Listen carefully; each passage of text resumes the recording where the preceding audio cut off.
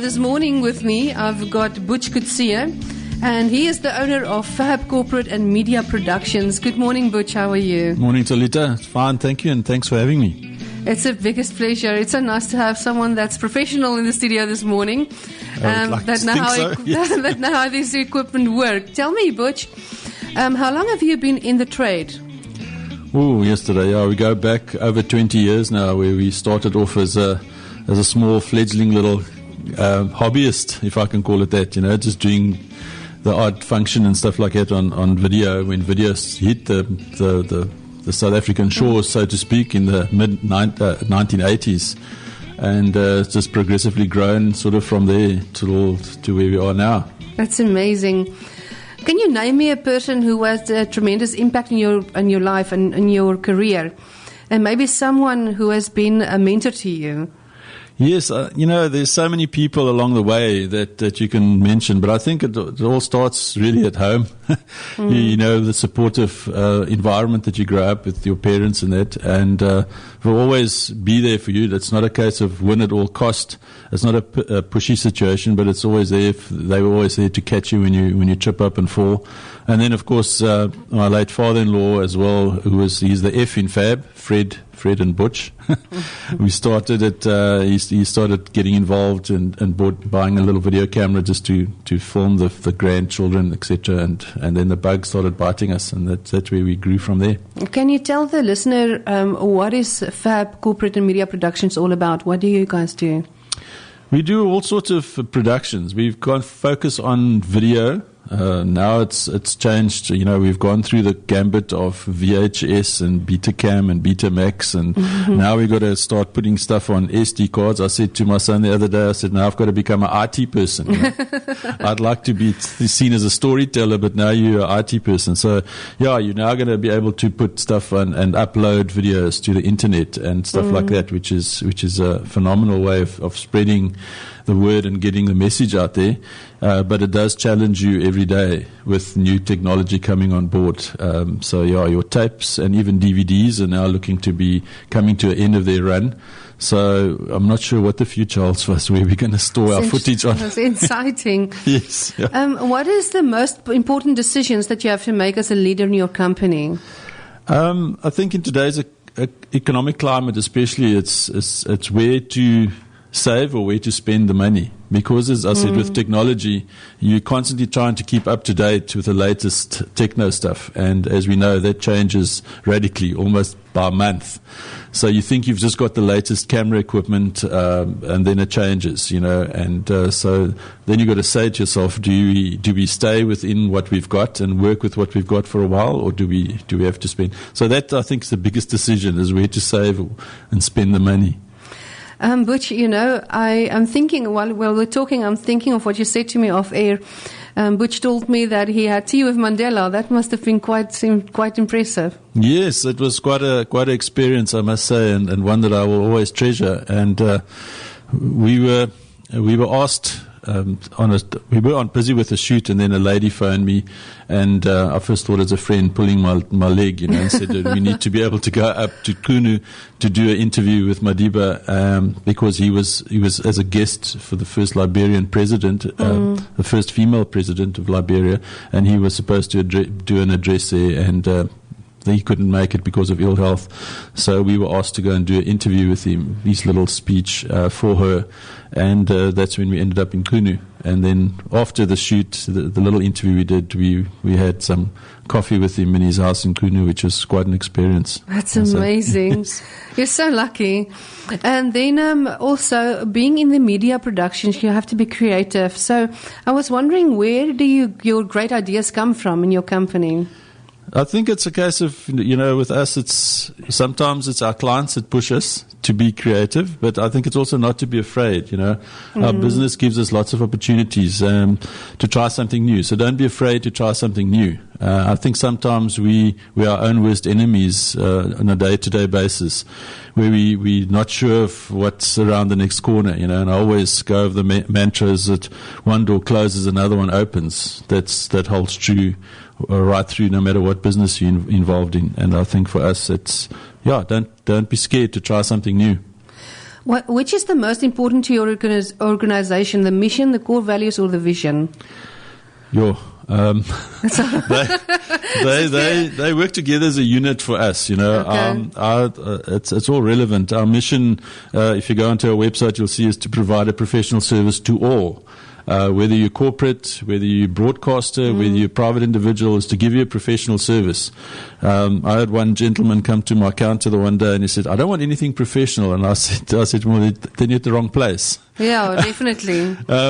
But that's really what we'd like to do. We'd like people to have a professional service for all our customers. And as we say, a picture's worth 1,000 words. And we're very excited to see the new developments that's happening in the industry today, that people can now be able to be educated and informed about their own region and their own people, and to tell the stories. Because everybody now with a cell phone, even with a cell phone or an iPad, you can do a little video, Definitely. So those things are, and obviously our core values, being open, honest, and always ethical in our business dealings. I think that's part of what's kept us going in the past 20 years as well. And our vision statement is never fear the future. That's beautiful. So that's where we'd like to go. How do you ensure your organization and its activities are aligned with your core values? I think you got to hold each other accountable. We're not a big organization. We're a small group. We outsource a lot of our stuff. If a client wants certain stuff done, voiceovers, script writing, etc. But you got to be accountable to each other, and I think that's very important as well. Yeah. And then, when faced with two equally qualified candidates, how do you determine from which to hire? Oh, that's an easy one for me. It's the one with the passion or the fire. There's with me also belonging to BNI, which is Business Network International, Ivan Meisner comes out and he says, ignorance on fire is better than knowledge on ice. That's so true. That's beautiful. I've got goosebumps. So obviously the plus is knowledge on fire, but ignorance on fire. If you've got the passion to learn to do something, you will do it. You'll get to learn how to do it. And I think that's very important. What is the one characteristic that you believe every leader should possess? You must listen. You must be able to listen, and listen also with empathy. And that's like being aware of the other person's feelings, their needs and concerns. I think that happens. We're so busy talking, or even when somebody's talking to us, we're so busy listening to, or what am I going to say, or how am I going to respond, or what should I say in this environment, And I think we're not really listening to each other sometimes. And I think that's what a leader should be able to do. You must be able to listen. Just be quiet and listen. Yeah, lots of people, me including me. I think because I'm a woman, my dad made fun of me. He said to me, he think my skin is too tight for me because every time my bum hits the chair, my mouth goes open. So that's something that I can learn from you. How do you define success, Butch? It's quite a broad question because it's very subjective, but I think for me, again, it sort of comes back into the theme mostly of what we're talking about is believing you can. Success is believing that you can do it, There's many forms of success. I mean, you can say it's going to be monetary or financial or prestige or fame or whatever. That can all be a part of success as well. But I think you need to believe in yourself that you can do it, and I think that's very important. That for me is success. What is the one mistake you witness leaders making more frequently than others? It's very difficult. Even for myself, I had that as well. Not letting go. Not letting go because you always want to do, you think you can do everything yourself and you think you can do it better. And sometimes you can't. And you need to be able to let go. And I think that's very important. That's so true, because every time people come, the younger generation come with a wealth of knowledge as well, even though we don't want to admit it. Oh, yes. Yeah. You can learn for the most junior person in your company. You can learn if you give them a chance. It's all about giving people a chance. What are the few resources you would recommend to someone looking to gain insight into becoming a better leader? Sure. There's so many out there now, and especially with the internet,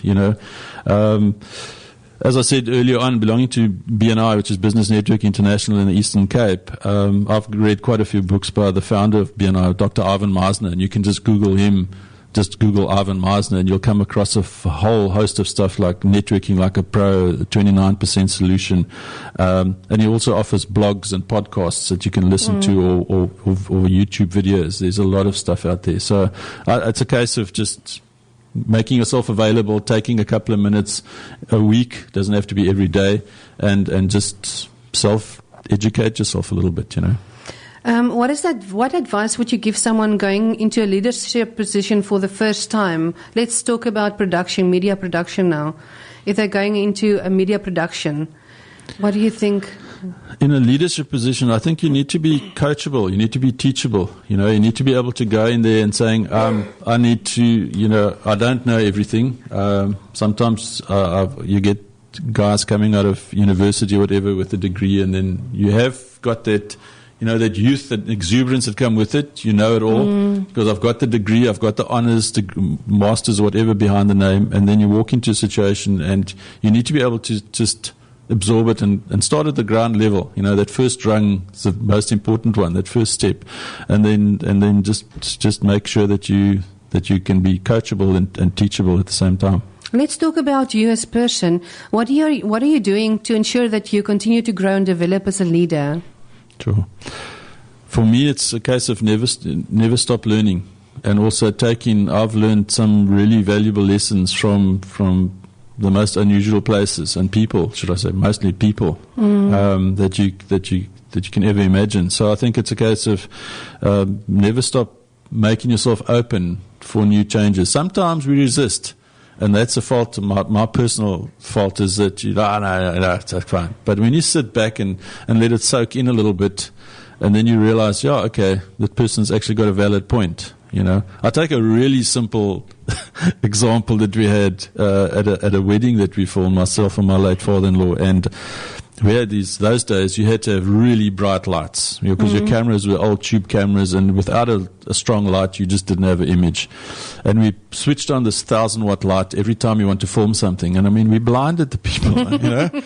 So the one guy came up to us and he walked past and said, "Why don't you put a dimmer on it?" And at the time I thought, geez, what a cheeky guy, And then afterwards we started and thought, gee, that's actually a brilliant idea. So we put a dim switch on the light.